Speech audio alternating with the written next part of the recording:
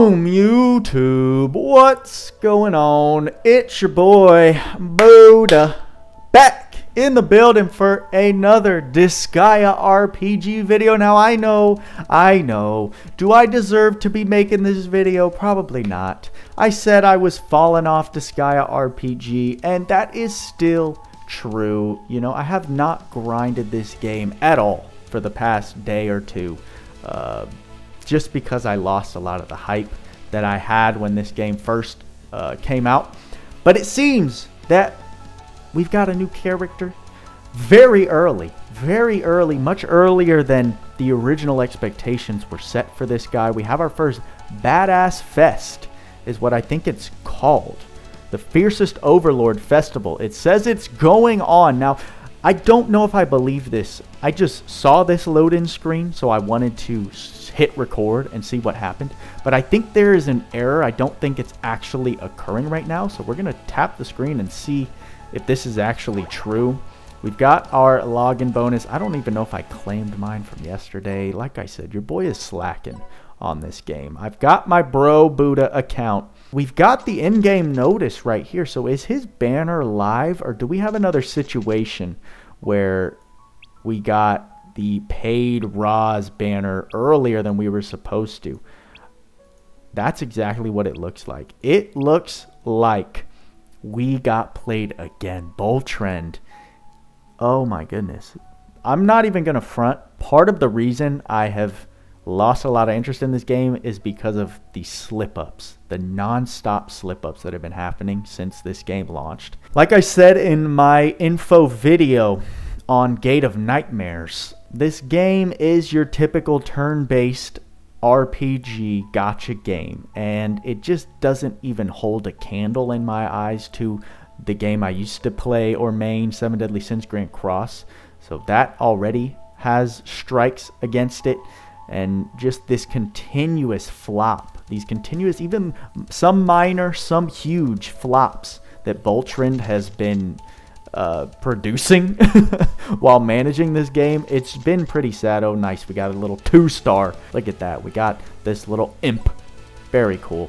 Would have been nice to get a little 4-star love right there. So, since the banner is not actually live, why don't we take a look at Tyrant Valvatorez's info over on the wiki and see what all the hype is about and see if it's worth it to summon for this bro, because he is definitely a bromando. I can tell you that for sure. But with how little I play this game, I want to make sure all of the quartz that I'm willing to spend go towards someone who might get me back into the game. So I'll see you over on the wiki. Tyrant Valvatorez. It's like the adult version of Valvatorez, or the full power version of him something. A vampire with a mighty power that bears the name of Tyrant. The mission of the proud devil to warn humans with fear. Think. His goal is to be the awesome ultimate awe. Okay, so this is translated from Japanese. Don't forget, this is originally a Japanese website right here for the wiki. He is a spear type humanoid. I don't know what this silver crown means. From Disgaea 4, you can't actually see my cursor. Here are his stats. Looking at his base stats from level 1 to level 9,999 6-star. He does have, what is that, 12 million attack, which is way higher than our boy Axel, the last character review that we checked out. 12 million attack, 10 million defense, and then 9 million for the other two stats. 51 speed. Like I said, I don't know what to gauge a high or low speed number on yet. Crit rate of 4% and crit damage of 140%, so he's not actually a big critter. He does have 50% resistance to water and neutral resistances to the other elements. In regards to status ailments, he does have 40% resistance to all the status ailments in the game, which is actually really nice to see. He does have a 9 sword mastery, 4 for the other weapons, but a 10 for the spear. No surprise there. And 6 for axe. So he does actually have some high weapon masteries right out of the gate, I notice. Let's check out his Evilities, right? Leader, Proud Tyrant. Basic parameters. So those are your skills of party, spear, weapon equipped characters plus 15%. So he's given a 15% skill increase to your spear users across the board. At 1 duplicate, a Simi Ray John. That's not what it's going to be called in game. But at the end of the turn, if you have defeated an enemy, your HP will recover 18%. So he's got a built-in self-heal upon enemy defeat, which sounds nice. At 5 duplicates, he gets Tyrant SP consumption minus 15% when you equip a spear weapon. That's really nice. That's minus 15%. So let's say you've got 50 SP to cast a skill. It's now going to cost you about 42, 43, somewhere in there, which is very nice actually. And at 7 duplicates, he gets Battle of Blood. At the end of the turn, if you have defeated an enemy character, your attack plus 40% for 2 turns. That's a fat stack right there. So yeah, Tyrant Valvatorez, he's given this nice buff to your spear teammates, so that's nice that he gives an AoE buff, and he's just a monster in self-sustaining, in increasing his own attack, decreasing the SP consumption. That's just a really nice kit that he comes with. For his skills, at level 1 he gets Tyrant Swing naturally. It is an AoE attack at the start cost of 25, so that's a really nice, it's kind of like Disgaea, a 25 SP cost AoE attack right out of the gate. Then he's got Blood Sting at level 200, which is actually an A rank, which is pretty high. It does have a heavy cost of 60. The target is single target, but it also seems like it recovers him some more HP. So if you can't tell, when you're looking at that target, scroll down a little bit, when you're looking at this target column, AoE, obviously, it means it attacks the entire field of enemies. And then when it says single / myself, that means that it's going to target one enemy and there's an effect to you, right? So you're going to attack a target, because obviously you can tell it's an attack skill, but then Fear the Fallen HP is recovering. I imagine this is another kill an enemy and regain HP. So now he's got that built into his 5th duplicate and in his level 200 skill. At 3 duplicates, he unlocks this skill, Demon Emperor Fluke Hood. It goes from a C rank to a B at 90 SP. At fully leveled 74, I should have mentioned at fully leveled the SP cost decreases. It is an AoE attack with the dark element, and give the weak a violent death. Behavior gauge minus 250. I'm assuming that is your speed gauge. So give the weak. Does that mean if the enemy is weak to the dark element, you're going to lower their speed gauge by half? Because like I've mentioned before, the speed gauge is a meter of 500. So if you're minusing 250 from that, to me, I'm assuming that you're decreasing it by half. And it's an AoE, so you're slowing the entire enemy team down by 250. I don't know what this caveat is, give the weak a violent death behavior gauge. If that just gives the enemy a minus 50% to their speed gauge, that's going to be pretty nuts. For spells, if you're interested in this, which why would you be? He's clearly an attack-oriented character, but there you can check out all the spells that he can learn if you equip a staff and then raise its mastery to 40. I mean, I'm going to pass on that. Here you can see all the Nether Enhancements.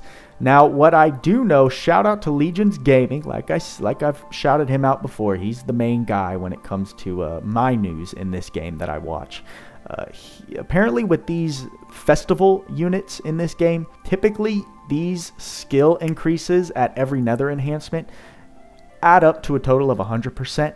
For these festival units, it's a total of 120%, because usually these two numbers right here are 30%, so increase them to 40, you're getting an extra 20% when all is said and done. So they get even more stat boosts per Nether Enhancement. Killia's training is actually a feature that I have not kept up with. Is this in-game? I would assume so, or maybe not, but I guess this is a function at some point. Killia's training, it seems like another way to give the unit extra boosts. You can see SP plus 5, speed plus 1, defense plus 5%. I'm not actually sure what I'm reading here, so you can inform me on this if you know what this entails. And here is just some more artwork, and that is what we got for the boy Valvatorez. Am I interested? I definitely am. I mean, he sounds like a pretty nutty character. But as a strictly free-to-play player who's not totally invested, Tyrant Valvatorez seems absolutely nuts when he's fully maxed out. When he's Nether Enhanced to 10. He gets that 120% stat boost. He gets that AoE attack that even though it's at a 90 SP cost, he then gets that SP lowered through the means of his ability that he unlocks at, what is it, 5 duplicates? What my point I'm getting at is that you need to pull him a lot of times or have a lot of Rainbow Printies stocked up to unlock his full potential. I have no chance at doing that. I don't even think I'm going to snag the Rainbow Printy from the current event, from Rosalind's New Year's event, because I haven't been grinding. I don't have the units to pull off this grind, getting to 1,000,000 points. Like, look at that. It's just despicable. I've got 1 copy of Fubuki, who I picked up just because he, like he's a bro. He's a bromando. And we've got 32,000 points. It costs 1,000,000 to get this Nether Printy. So what I'm saying, at 17,000 Nether Quartz and 0 Rainbow Printies at my disposal, even if I manage to luck 1 Tyrant Valvatorez, is he going to boost my current team? Absolutely not. I'm not rocking Etna. I mean, my main team, if you want to be technical, is actually my farming team. Is my 4 farmers and my Laharl, who I've got this crazy hypothesis I'm trying to work on, that he can be a legit AoE attacker. He can pretty much be my male Desco at this stage in the game.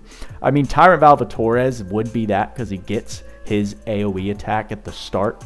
But looking at this team right here, you got no spear users, so no one's getting a buff with him on the team. I'm not unlocking 17,000 quartz is maybe enough to luck me 1 copy of him if we're basing it off prior content creator summons and the rates. So right now my consensus, I might do 1 multi-summon for him. Probably won't do a whole summoning video for him.